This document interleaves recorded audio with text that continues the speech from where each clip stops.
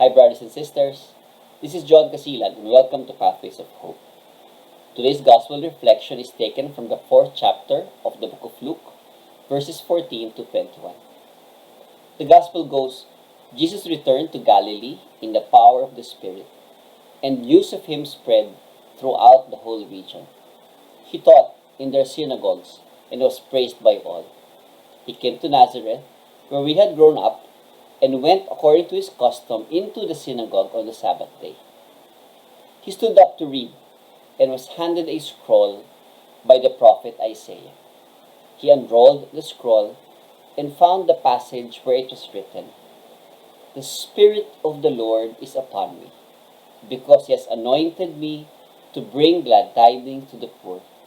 He has sent me to proclaim liberty to captives and the recovery of sight to the blind, to let the oppressed go free, and to proclaim a year acceptable to the Lord." Rolling up the scroll, he handed it back to the attendant and sat down. And the eyes of all in the synagogue looked intently at him. He said to them, "Today, this scripture passage is fulfilled in your hearing." This scripture passage is fulfilled in your hearing. Today, brothers and sisters, is a day of proclamation, and this proclamation is for you and me. Today, Jesus proclaims to the poor, "I have great news for you." And we are made poor not because of our lack of resources, but because of the lack of Jesus in our lives. We are deprived, not so much because of our ability to provide for our needs, but we are, more importantly, deprived of the truth that Jesus is here and that Jesus is here to stay. Today, Jesus proclaims liberty to the captives. But more than the lack of our freedom to move where we choose, I think that freedom that Jesus is offering and talking about is the freedom to choose whether we will remain in bondage to sin or whether we will choose to break those chains in the power of Jesus. Today, Jesus proclaims recovery of our sight.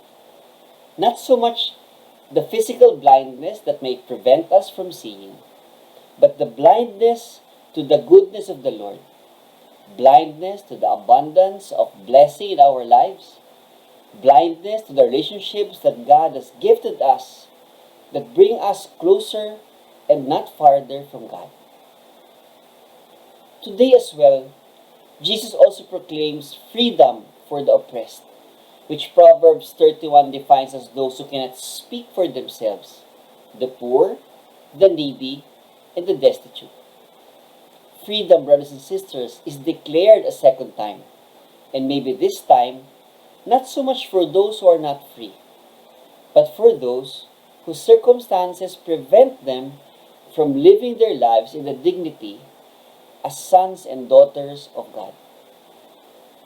Mga kapatid, as the merriment of the Christmas season has now passed, let us not forget that Jesus came not merely as the cute, cuddly, swaddled baby to Mary and Joseph.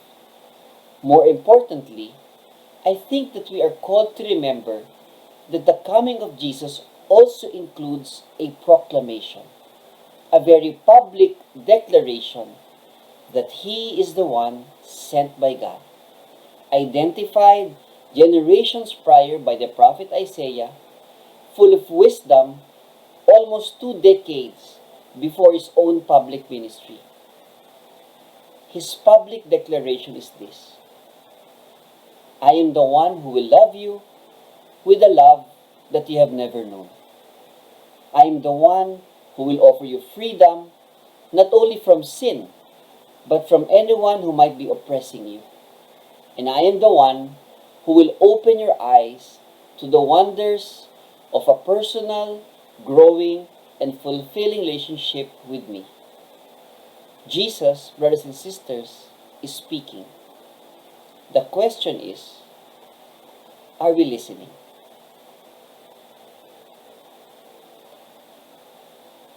If you are blessed today, do like and share this page so that many more may hear about this great, great, great love of God. God bless you, brothers and sisters.